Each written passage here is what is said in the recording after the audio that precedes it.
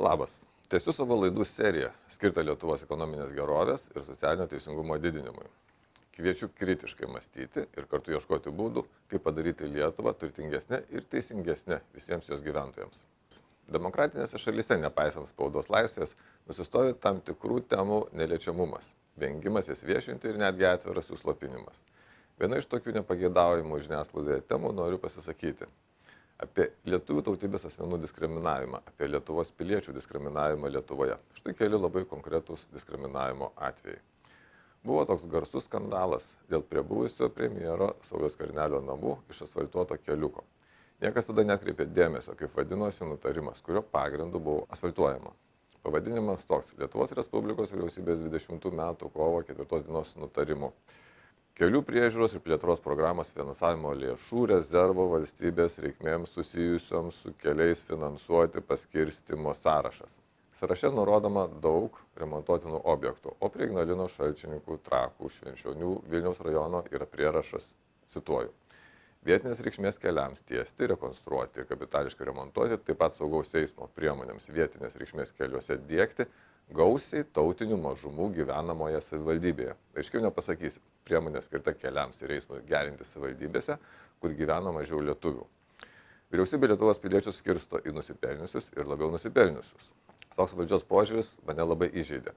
Tuo metu dalyvavau rinkimuose į Seimą ir prisistatymo televizijoje metu pareiškiau, kad pirmas darbas, kurį padarysiu, jei pateksiu į Seimą, tai pateiksiu įstatymo projektą kelius ir eismo sąlygas gerinti vietovėse, gausiai gyvenamas lietuvių daugumos. Ir tada suveikė cenzūra ar savicenzūra, bet šitie kandidatų debatai televizijoje pasirodė ištrynus visų prisistatymus. Prisipažinsiu, to nesitikėjau. Sekantis mano žingsnis buvo kreipimasis į lygių galimybių kontrolieriaus tarnybą. Gavau atsakymą pasirašytą lygių galimybių kontrolierės A. Skardžiuvienės, kuriame nurodo, kad atsisako nagrinėti skundą. Pasirodo, pagal tokius ir kitokius paragrafus atvejo nagrinėjimas nepriklauso šios įstaigos kompetencijai ir nurodo kreiptis į Susisiekimo ministeriją, kuri išleido tokį nutarimą. Ratas užsidaro. Neseniai paaiškėjo, kad lygių galimybių kontrolieriaus tarnybai yra svarbiau tirti vyriškų ir moteriškų drabužių kišenių dydžius. Išaiškinta diskriminacija, moteriškų rūbų kišenės yra mažesnės. Kitas Lietuvos piliečių diskriminavimo faktas pasirodė migrantų krizės metu. Mane, kaip ir daugumą Lietuvos gyventojų, papiktino, kad nelegaliems atvykėliams sudaromos geresnės sąlygos nei vietiniams. Pasirodo, nelegalūs atvykėliai ne tik turi būti aprūpinti maistu, bet gali sau leisti reikalauti, koks maistas jiems tinkamas, o koks ne. Atvykėliams galima prišnerkšti savo gyvenamą aplinką, o vietiniai turi tai išvalyti. Žiniasklaidoje buvo pranešta apie tai, kaip atvykėliai tyčiojosi, šlapindamiesi į maisto indus, kurios kažkodėl turėjo valyti Lietuvos piliečiai. Nebuvo pranešta apie dar pikantiškesnius sulaikytų imigrantų tyčiojimus atvejus, kai jie staiga masiškai pradėjo skųstis lytinio organo perštėjimu ir GMP darbuotojas privalėjo juos apžiūrinėti. Visur yra visokių žmonių, bet neteko žiniasklaidoje išgirsti, kad už tokius išsidirbinėjimus kas nors kaip nors būtų nubaustas. Neteisėti migrantai pažeidę Lietuvos įstatymus pasirodo turi daugiau teisių nei vietiniai pažeidėjai. Gal kas girdėjote, kad šią Lietuvos piliečių diskriminaciją būtų susidomėjusios kokios tai tarnybos. Pavyzdžiui, lygių galimybių kontrolieriai, teisėsaugos institucijos. Aš negirdėjau. Atskirų grupių diskriminavimas Lietuvoje yra įtvirtintas jos politinėje santvarkoje. Jeigu lygių galimybių kontrolieriaus tarnyba užsiminėtų savo darbo, o ne kišenių matavimais, iš neturėjimo ką veikti. Tai dirbtų suplukusi, nes keisti reikia daug ir iš pagrindų. Kodėl Sauliaus Skvernelio vyriausybė tautinėmis mažumomis rūpinosi labiau už lietuvius?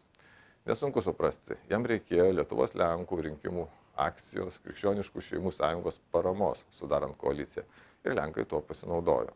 Jei norime tikros Lietuvoje gyvenančių tautų lygybės, tai Lietuvos Lenkų sąjunga turėtų būti išvis uždrausta. Partijos tautinių pagrindų egzistavimas reiškia, kad ji rūpinsis ne visų Lietuvos piliečių gerovę, bet stengsis pagerinti išskirtinai savo tautiečių gyvenimą, kurių balsais yra renkama.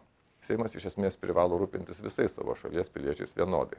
Sekant tokią logiką, teisingumo logiką, išplaukia išvada, kad Ramūno Karbauskio vadovaujama Lietuvos valstiečių žaliųjų sąjunga taip pat neturėtų egzistuoti, nes jiems žemdirbiai yra svarbesni nei kiti Lietuvos piliečiai.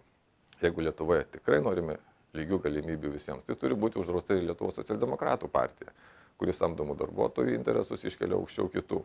Žodis krikščionių partijos pavadinime taip pat kelia įtarimų. Lieka vienintelė partija, kuri neskirsto Lietuvos piliečių į labiau nusipelniusius ir kitus. Tai liberalų. Jeigu televizija būtų išdrįsusi, ką ir privalėjo parodyti mano rinkiminį pasisakymą, galėjo išsivystyti diskusiją, padėjusi Lietuvai tapti teisingesnė, geresnė vieta mums visiems čia gyventi, bet neišdrįso. Ačiū uždėmesi, iki sekančio pasimatymo.